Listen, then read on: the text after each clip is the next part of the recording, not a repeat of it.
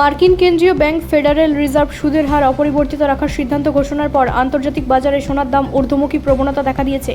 অর্থনৈতিক অনিশ্চয়তা, বৈশ্বিক বাজারে ওঠানামা এবং ভবিষ্যতে সুদের হার নিয়ে বিনিয়োগকারীদের সতর্ক অবস্থানের ফলে নিরাপদ সম্পদ হিসেবে সোনার চাহিদা বেড়েছে।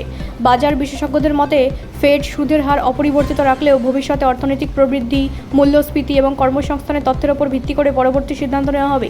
এই অনিশ্চয়তার পরিবেশে বহু বিনিয়োগকারী শেয়ার বাজারের তুলনায় সোনায় বিনিয়োগকে তুলনামূলক নিরাপদ বলে মনে করেছেন।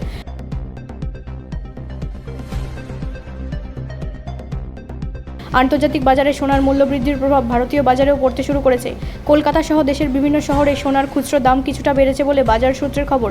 উৎসব ও বিয়ের মরশুম সামনে থাকায় চাহিদা আরও বাড়তে পারে বলে মনে করছেন ব্যবসায়ীরা।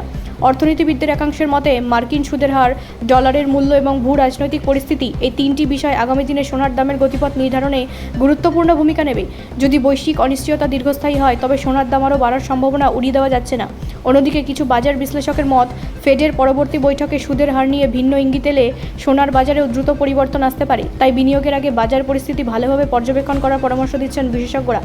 ভারতে সোনা শুধু বিনিয়োগের মাধ্যম নয়, সামাজিক ও সাংস্কৃতিক ঐতিহ্যেরও গুরুত্বপূর্ণ অংশ। ফলে আন্তর্জাতিক বাজারে দামের পরিবর্তন দেশের গয়না শিল্প, খুচরো ব্যবসা এবং সাধারণ ক্রেতাদের ওপর সরাসরি প্রভাব ফেলে।